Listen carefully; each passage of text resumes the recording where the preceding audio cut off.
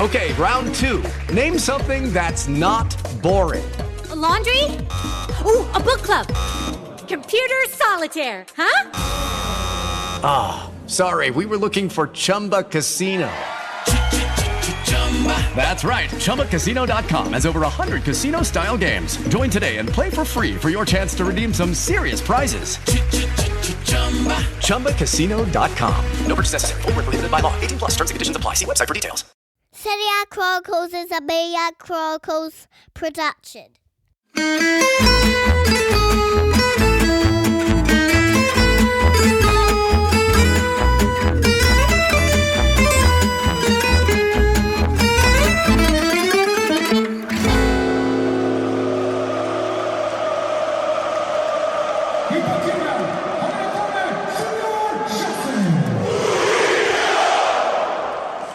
Hello guys, and welcome to the Serie Chronicles, and we're recording on a very, very busy Tuesday morning, and you can already hear Ross is barking because it is barking mad in Italian football at the moment.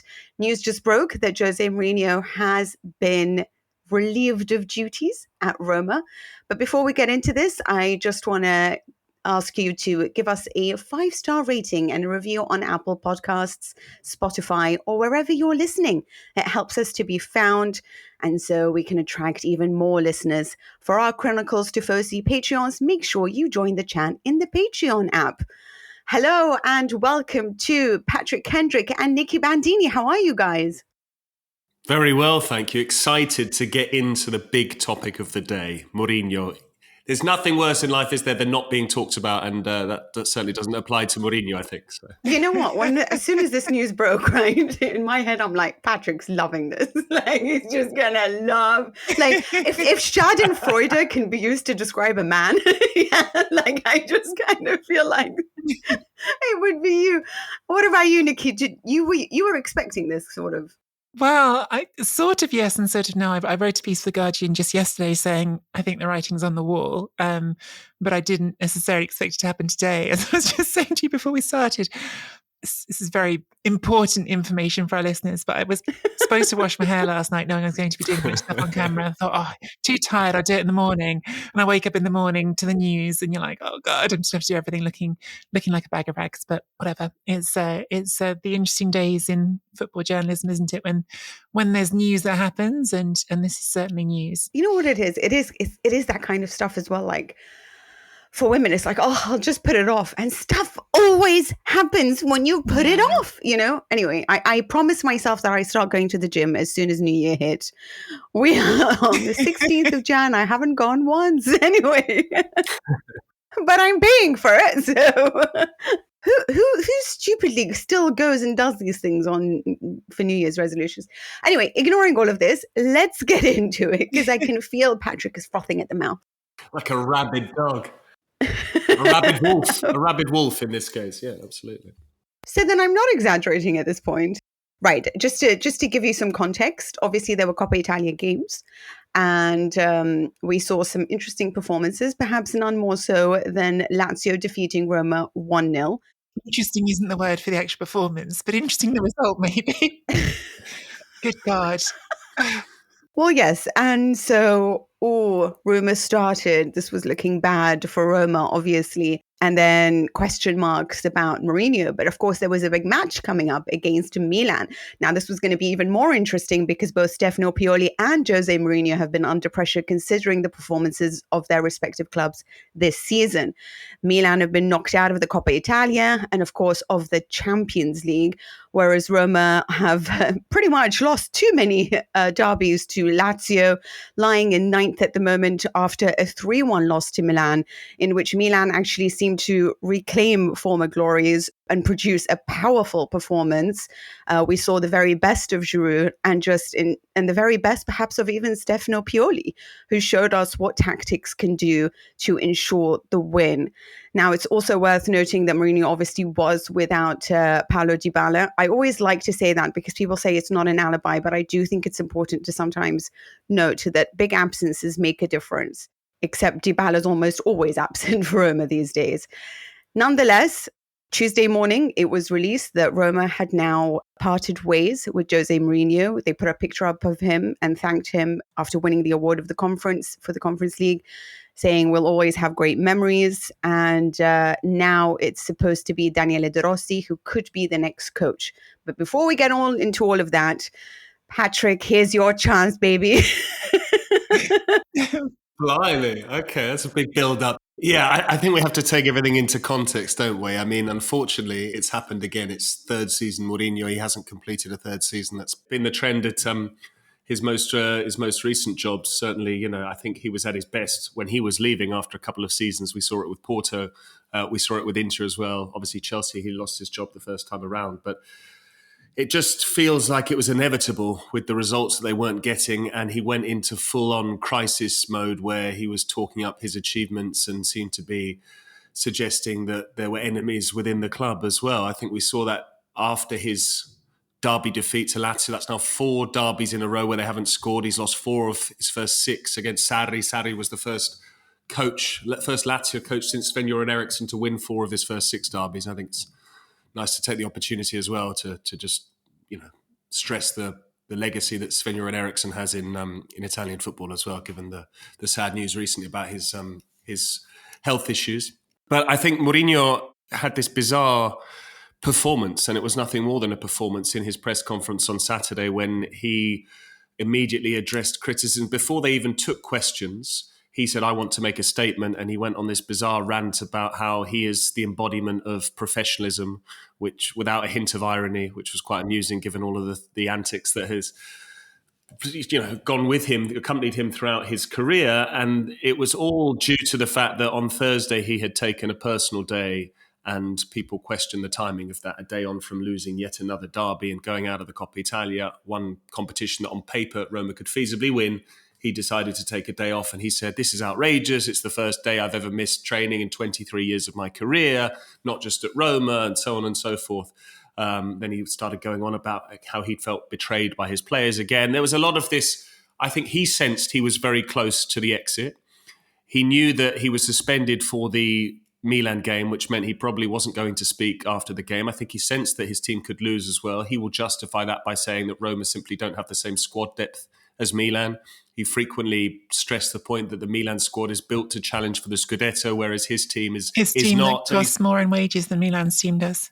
Absolutely. Absolutely. It's this constant reframing of the narrative where he's turning water into wine and so on and so forth. And I think, he used to be the special one. I think the only special achievements he's had at Roma, besides the Conference League, and I think we'll get on to his legacy, and I'll probably let Nicky to broach that. But I think if we're looking at what's happened recently, then his most recent tangible achievement is filling a stadium. And that's quite a damning indictment, I think. I was reacting to this with some colleagues earlier on, and someone said, that's the end of the sellouts. And I said, is that really what they're going to miss most from Mourinho recently, is the fact that the Olimpico is full at every home game? If that's the only thing they're going to miss, then they're probably, in the long term, better off without him, albeit I don't think this season is necessarily going to improve anytime soon.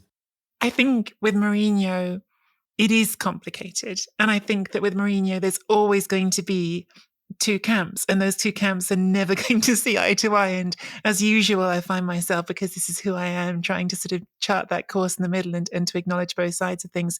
But I do think it's slightly over limiting it to say, well, it's just the Europa Conference League, because they did get to within a penalty shootout of winning the Europa League last season. And I think that when you're talking about margins as fine as that, you're talking about spot kicks defining whether or not we're talking about, do you not think if they win that shootout and he stops there, which he wouldn't have probably, but if he had, people would have looked at this as an unambiguously successful era. It would have been an unambiguously successful era. It would have been 2 European trophies. It would have been a return to the Champions League. It would have been right off into the sunset with that glory. But instead what happens is not only do you lose that Champions League final, but then you have that hideous behaviour with Anthony Taylor after the game. And now the memory of it for a lot of people is the complete opposite. It was a game which they messed up. It was a situation in which Jose didn't carry himself well. And I think that for me as well, what happened afterwards perhaps is one of the early death knells is when the club sort of gives him a nudge to maybe try and be a bit more conciliatory and to speak out against the fans who were going after the officials in the airport. And he's saying, well, I'm not doing that until someone speaks up for me, you know, and he's always he's always turned it back to himself. It's not new. That is Jose. I think his league performance is unambiguously poor. And I know that there's going to be Roma fans who disagree with that, but the numbers speak for themselves. In the Opta had a stat that they put out today, which I thought was absolutely damning, which is since Serie A went to 3 points for a win, if you look at Roma managers who've had more than 50 games in charge, he has the worst points return. The worst, not sort of somewhere in the middle, the actual worst, 1.61 points per game. You think he was replacing Paulo Fonseca, who had finished in essentially exactly the same positions with less spending. And this narrative of, he hasn't spent any money the last 2 summers is, for me, that's the one part of this conversation you just throw that straight in the bin, because they had more than €100 million net spend the first season Jose was there, and their wage bill has been consistently one of the highest in the division. So the idea that they haven't had resources put in just because this last summer they tried to recoup some of that, no, not having that one at all. It is Ryan here, and I have a question for you. What do you do when you win? Like, are you a fist pumper, a woohooer, a hand clapper, a high fiver? I kind of like the high five, but if you want to hone in on those winning moves, check out Chumba Casino. At ChumbaCasino.com, choose from hundreds of social casino-style games for your chance to redeem serious cash prizes. There are new game releases weekly, plus free daily bonuses. So don't wait. Start having the most fun ever at ChumbaCasino.com. No purchase necessary. VGW. Void where prohibited by law. See terms and conditions. 18+. I want to ask you a serious question. So we know that Jose Mourinho, when it comes to his football, has been terrible. But here's the thing, right? I agree with you. I agree with a lot of what you've just said. I agree with you that he was this close to winning another final. He was, I think, the last coach who defeated Bayer Leverkusen, because these people still haven't suffered a loss since. And by the way, Mina, as well, like that final specifically, I know like the Dybala thing, always injured, is part of the Dybala project. But genuinely, if Dybala plays 90 minutes, I think they win that game. The difference in that final when he was there and when he wasn't was huge. I will be pushing back against the fine margins narrative very shortly. But Mina, you carry on. I guess my question is that I always feel that it takes a group effort. Well, I'm not always, but I do think that it's a bit of a group effort. Like, how much can we blame him entirely for the way that Roma's season is going? Or is it the choices of the club in general when it comes to recruitment, when it comes to, bringing in these players that they're so fascinated by? I mean, when Thiago Pinto did this, did the interview and started explaining the fact where he just would suggest these little ideas, or maybe Lukaku can come to us, or maybe Dybala, and always as in jest. And then when he gets to them, he just feels like the big cheese that scored the great victory of signing these players. It's all good and well because Lukaku at least is always available to you. But when you have Pellegrini, when you have Renato Sanchez, when you have Dybala, always injury-prone players, you're leaving Mourinho with not much opportunity to really try to build something. Am I finding excuses for him at this point? Yes and no. I think the manager will always have a say in recruitment, and he has ultimately sanctioned those signings as well. And I think you can't have it both ways. You can't try and brand it as or frame it as, I'm Mourinho, I'm able to attract all of these great players. Lukaku wants to play with me again. Dybala wants to come to the club because I'm at the club. Even recently with Frosinone, I mean, it's a ridiculous thing. Dean Huijsen, the 18-year-old, he doesn't go to Frosinone, he goes to Roma because he snubs Di Francesco in favour of Mourinho. Then he gives away the crucial penalty in a derby and so on and so forth. That was a very unfortunate series of events. But I think you can't have it both ways. Either you say, yes, I want these players, I need star power, Roma needs these big personalities, but they do come with a checkered injury record. You can't then say, we only get these players because they have bad injury records and no one will touch them. Well, which is it? Are you getting them because you're able to convince them to come, or are you getting them because no one else wants them? Do you know, there's always an excuse, unfortunately. And I just want to come back to the fine margins thing. And I have really gone the opposite way in Mourinho's career. I was a huge Mourinho fanboy growing up. Me too. Massive. I mean, that comes with supporting Southampton. You don't really get much in the way of joy. So you look for these sort of great personalities and winners. And I loved him winning with Porto and bursting on the scene, and then the Chelsea years and Inter. And it was just incredible. It was just high after high after high. But his whole career has been built on fine margins. Lest we forget, he wins at Old Trafford because Costinha scores in the 90th minute and they knock out Manchester United, and Porto go on to win the Champions League, if memory serves.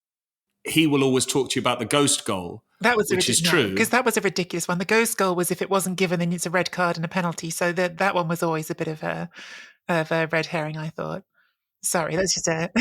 No, absolutely. And even Inter, do you remember when Inter won the treble? They nearly went out in the group stage. I think they scored a last-minute goal. Who was it, against Werder Bremen or something like that? So he has built his career on these fine margins. If you actually look back and you were to say, well, you got the rub of the green there, I think you have to take the rough with the smooth. And then, if things have panned out your way in the early portion of your career because you have this force of personality and your players will die for you, then the players just get a little bit tired. And unfortunately, players also read the press. They watch coverage of football. They see how he's behaved at other clubs. They see how things haven't turned out. They see that eventually there comes a time when he no longer is able to get the same performances out of players. And it's all stick and never carrot. And I think, you can't accuse your players of betraying you. You can't say our wing-backs are useless, all their crosses are rubbish, because it's not conducive to getting an improvement out of the team. And I think the writing was on the wall when he starts to criticise the players.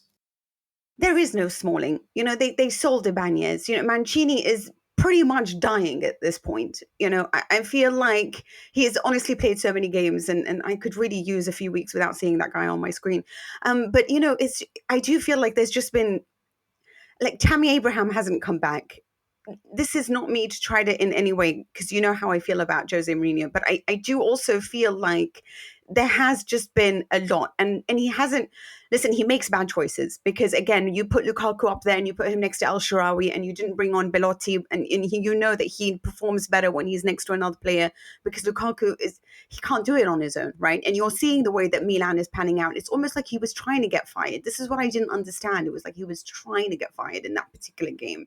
But yes, does he speak badly? Yes, but he packs the stadium. He's brought you sponsorship deals. The fans have loved him. I mean, people say that they've turned against him. Yes, of course, they've booed, yes.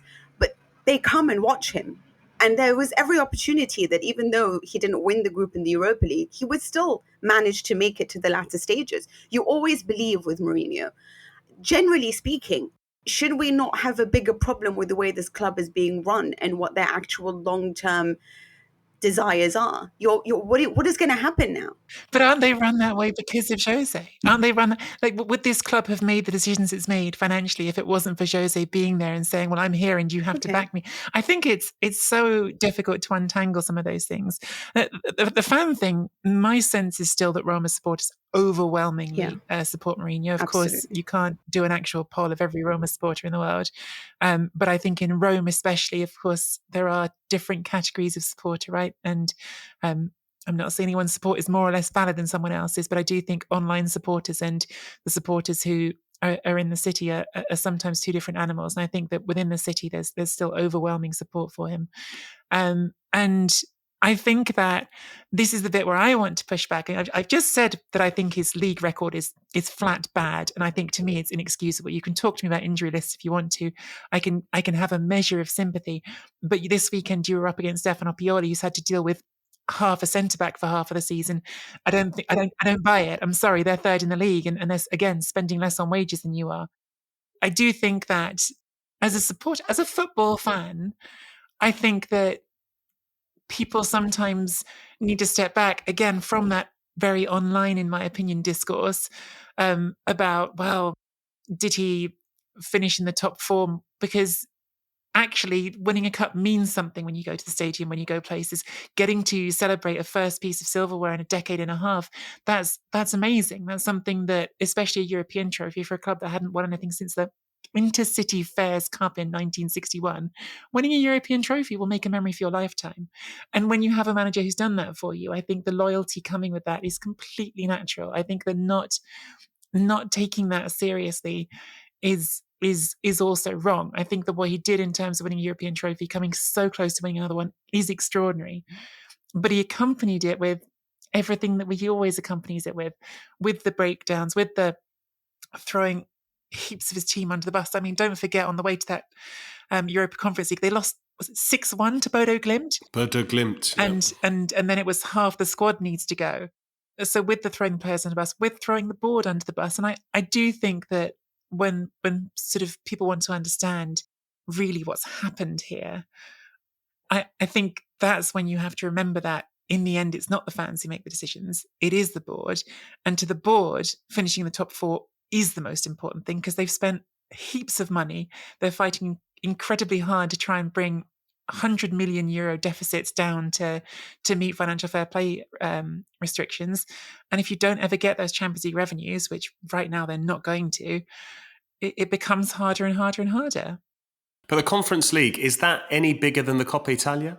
Because he's taken charge of, what is it, 3 Coppa Italia? No, I can't remember what he did in his first season with the Coppa Italia, but there's an exit to Cremonese last season. There's an exit to Lazio this season. They went behind to the Cremonese again in the round of 16. Yeah. You know, it's not like... No, Patrick, it's bigger.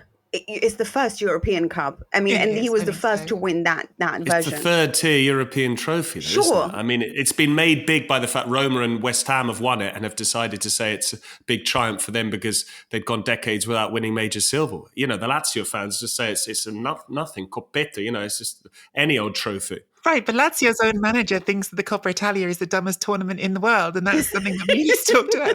I loved Sarri this week, by the way, after I love him so much. After winning that game, going to the semi-final of the Coppa Italia, you'd think it'd be like, oh, this is great. He goes, actually, I don't give a stuff about the Coppa Italia. I'm just glad we won the derby because that's what matters. And that's him saying what the fan base wants to hear as well.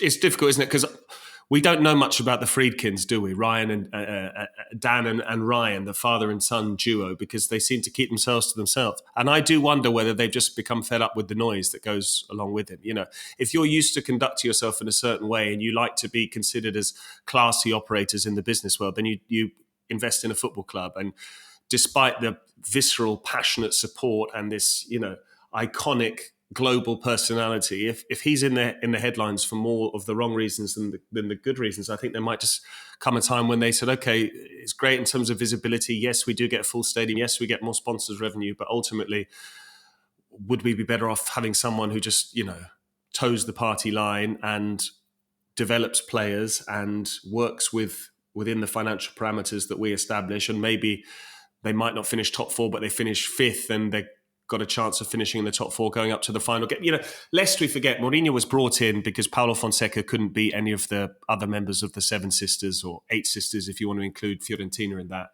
And Mourinho's record is barely any better than what Fonseca achieved. So I think you have to look at it from the majority of the games he's taken charge of.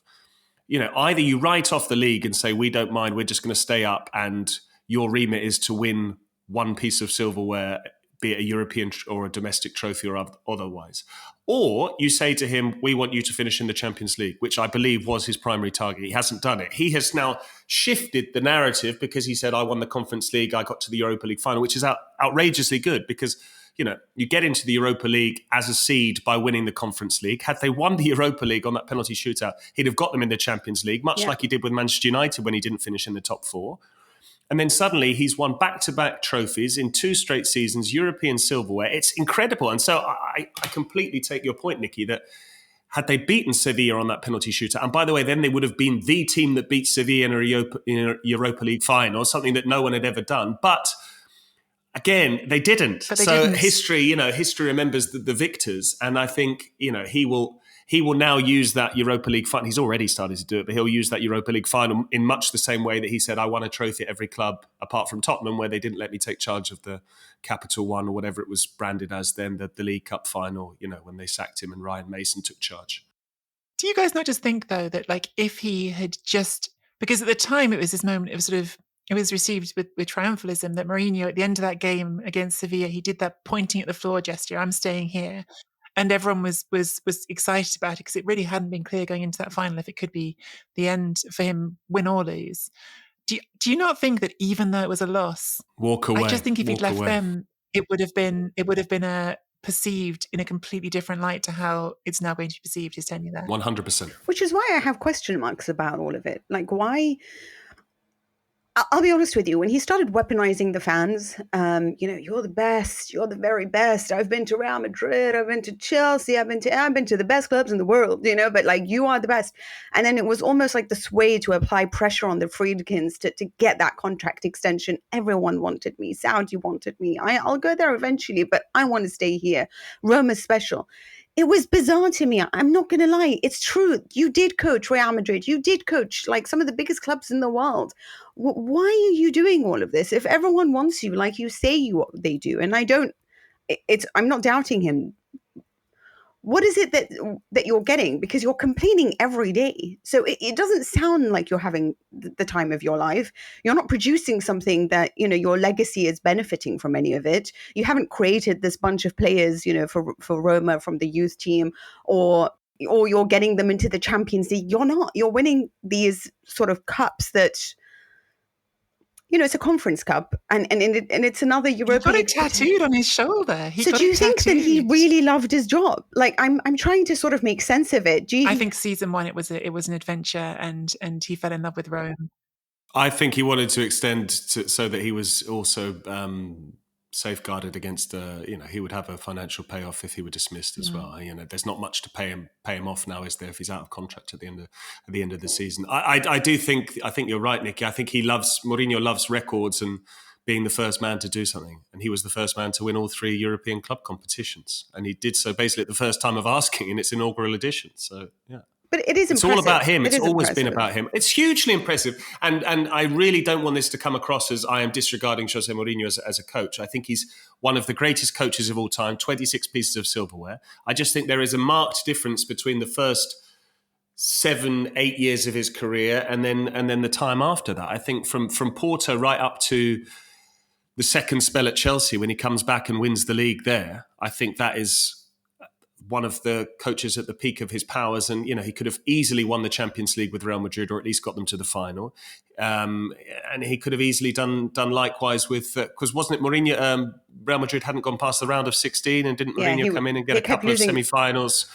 They kept losing to Lyon, and he kept losing semi-finals as well at Chelsea as well. So he could easily have 4 Champions Leagues with 4 different teams. But equally, as we said earlier, there are also times when things went his way. But I just think the recent jobs he's had, he's still won things. You have to say the United job, given what we've learned since with the other managers that have gone in there in the post-Ferguson era, you have to look at that as a success. You have to look at his overall time at Roma, 2.5 seasons, as a success, because he won the Conference League and very nearly, he was runners-up in the Europa League. But has he left the club in a better place than where he picked it up? I think that's always what it comes down to. Well, let's talk about Roma, because I think we've given Jose Mourinho enough time. I also want to do a little apology to Andrea Azzoli, who also got sacked for Empoli, but won't get any of this coverage. Let's talk about Roma and their future and the decision to this. Are they better off now? Because if it is Daniele De Rossi, the man who only achieved 3 wins in 17 matches for Spal, is he the right guy to take over this squad?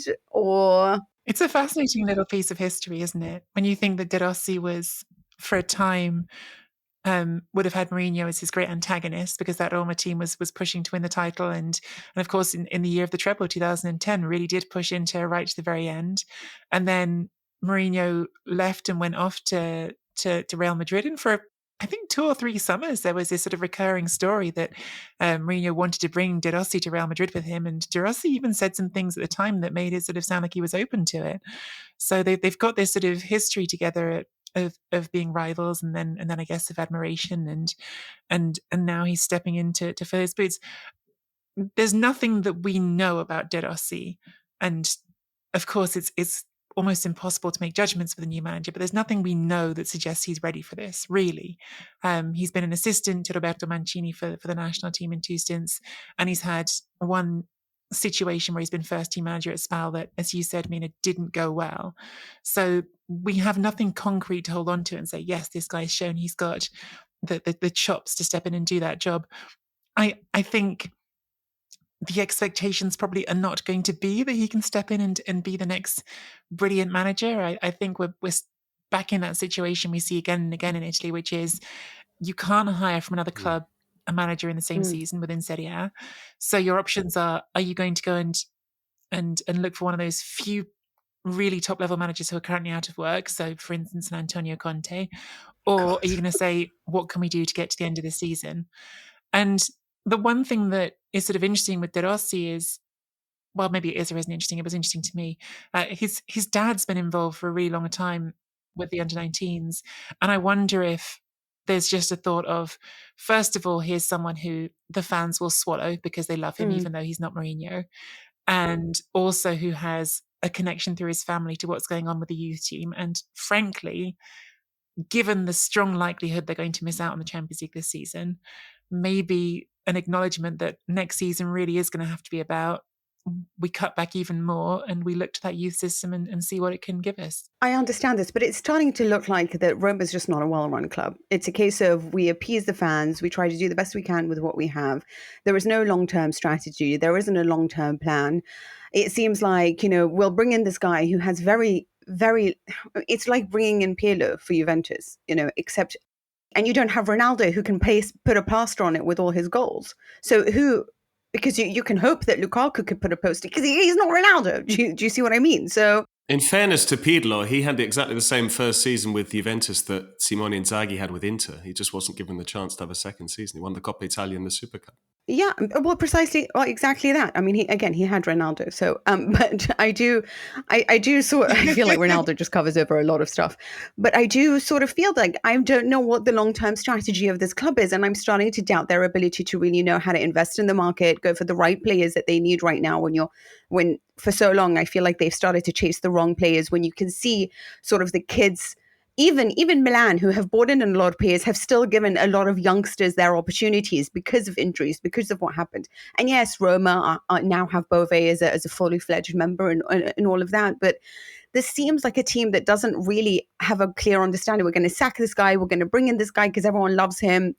Either Mourinho was a strategy because you wanted to grow yourself as a commercial brand, as a brand in general, which, by the way, Mourinho significantly did for Roma. He bought a lot of eyes. I mean, there is not one time that I did a damn podcast on Italian football that I wasn't asked about Jose Mourinho's Roma.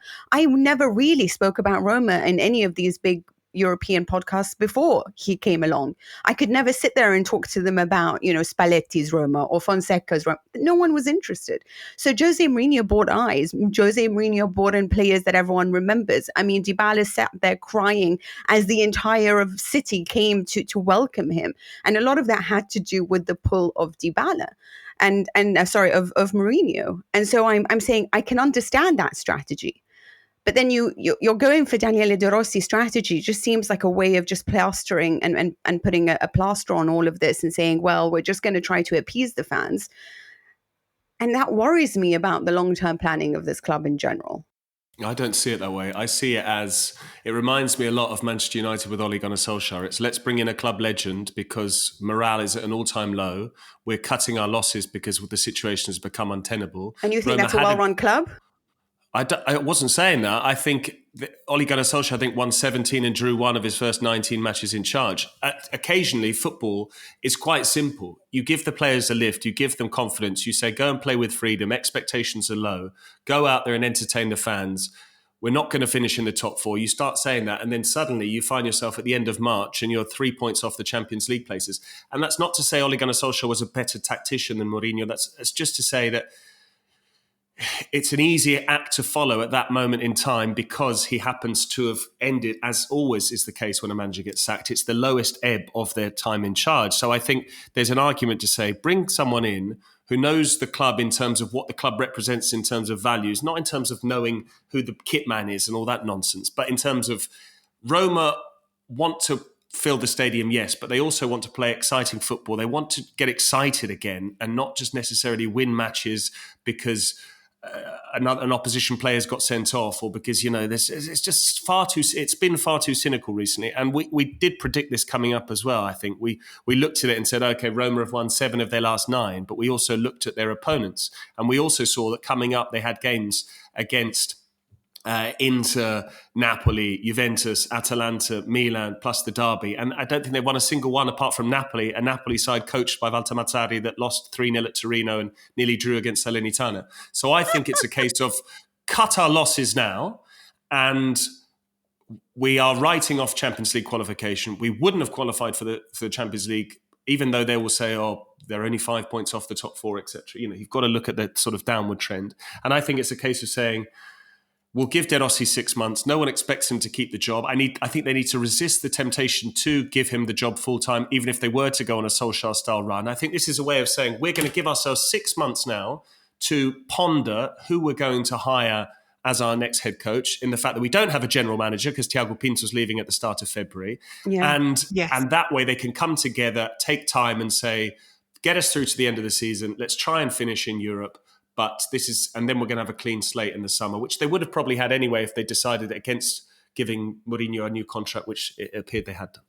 I think Patrick just touched on something really important there, which is Thiago Pinto. I think that, so officially Thiago Pinto is, I think, the general manager of football. There's sort of use of terminology that's much more like, I suppose, what that role is described as in American sports, often general manager rather than sporting director, but it's the same sort of role. And I think that you see this often, the reason American sports is in my head is that you see this often in American sports when they're looking to, of course, American ownership is the other reason it's in my head, you see this often in American sports when they're looking at that point of we need to start over, this sort of era is an end. It's often sort of perceived and talked about that you have to get the right general manager in place first and then make sure that that person is getting to pick the next coach. Because yes, the owners are going to be the ones who sign off on the contract, but the general manager is going to set the direction in a sporting sense of where things go. And so if Pinto is on the way out, is it worth making your big hire at manager now when you know you're going to have a new general manager coming in and you need to have someone who can I'm work going to with them? interrupt you because it's been made official. Daniele De Rossi is now the coach of Roma. Oh, there you go. DDR. I'm just gonna read you a question from a Tifosi Patreon, Dan Almond, who says, "Does Roma have unrealistic expectation levels of what they might achieve going forward? Unrealistic now that they've hired Daniele De Rossi?"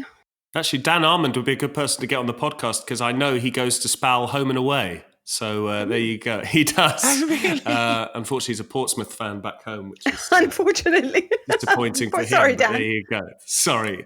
But Nikki, sorry, I interrupted you answering the question there.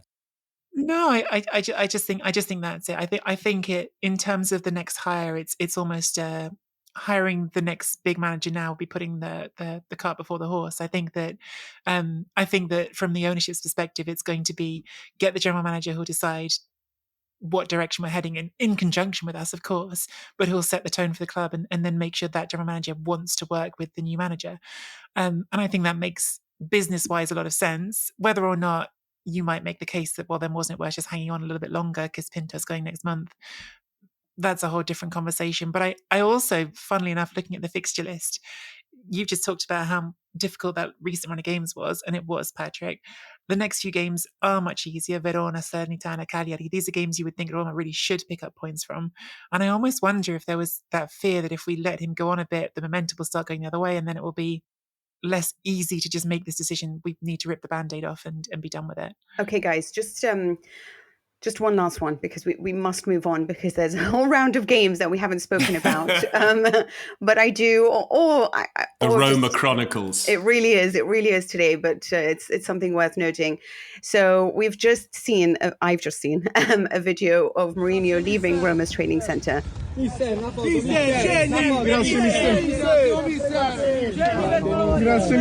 mille. Te volemo bene, mister. Te volemo bene tanto, mi. Ciao. Grazie ragazzi. Ciao mister. Ciao mister. La José Mourinho. He is absolutely mobbed by fans. They are sycophants. They are screaming, "We love you." Patrick said it, not us. We love you. Thank you so much. We have no words. Thank you, Mr. Now, this is a good time to ask you a second question from a Tifosi Patreon member, Rich, who asked, how could Roma fans be so loyal to Mourinho when the football was so dire and the results so poor? I think we would have answered that, but just a quick sentence from you guys, and then we've got to move on to Milan. Veneration. This is Rome, ancient Rome, emperors, gods, all of that ideal, just all of that heritage. I think there's something to that, and this is a club where Francesco Totti had his own room, basically, that was bigger than anything else. I can't remember which Roma coach it was that I think it may be Rudy Garcia. It was some Roma coach said he was just amazed by No, it might even been Spalletti when he left the second time around. He just thought it was ludicrous, just the outsized personality that Francesco Totti had. And I think his retirement left a bit of a void, and that was filled by another big personality, this time in the head coach's role. I know that's very reductive, but you did ask me to answer quickly. Yeah, to me, the biggest part of it comes back to winning a trophy. Again, I think people forget because Roma are such a big club and so sort of culturally iconic. They hadn't won anything for 14 years, and so winning something is not to be ignored. But I do think the other part of it, I think Mourinho spoke to something that's really important in, I would say, the Roman psyche. It's true across a lot of Italian football, but I feel it a lot when I talk to fans in Rome, which is there's this sense of we're not the powerhouse from the north. We're not treated the same way as powers from the north. And having a representative who speaks truth to power in that way, who speaks up for us and says, no, we're being disrespected, and maybe it doesn't achieve anything in that sense, but it won't let people just stand on us. I think that's who Mourinho embodied for a lot of Roma fans, and I think that was important as well. Gosh, Salernitano must love Pippo Inzaghi for going out and saying, I demand respect for my team. I think that sums it up nicely. Farewell to Jose Mourinho. I feel as a character, he will be seriously missed. Yeah. But onwards and upwards, hopefully, for Roma. I sort of wish we snuck in, a few more rounds of him. But anyway.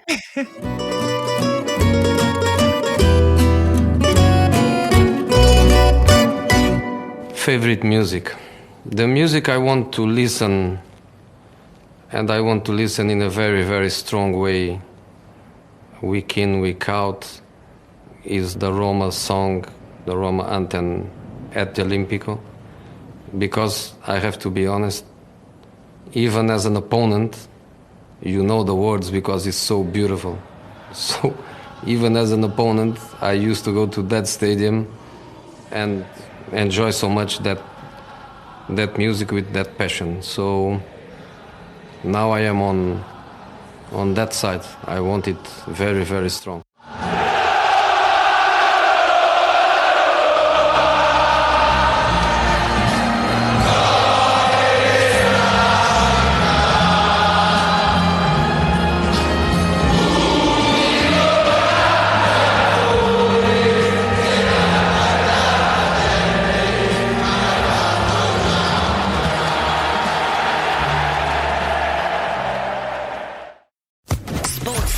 Podcast Network. Judy was boring. Hello. Then Judy discovered ChumbaCasino.com. It's my little escape. Now Judy's the life of the party. Oh, baby, mama's bringing home the bacon. Whoa, take it easy, Judy. The Chumba life is for everybody. So go to ChumbaCasino.com and play over 100 casino-style games. Join today and play for free for your chance to redeem some serious prizes. ChumbaCasino.com. No purchase necessary. Void where prohibited by law. 18+ terms and conditions apply. See website for details.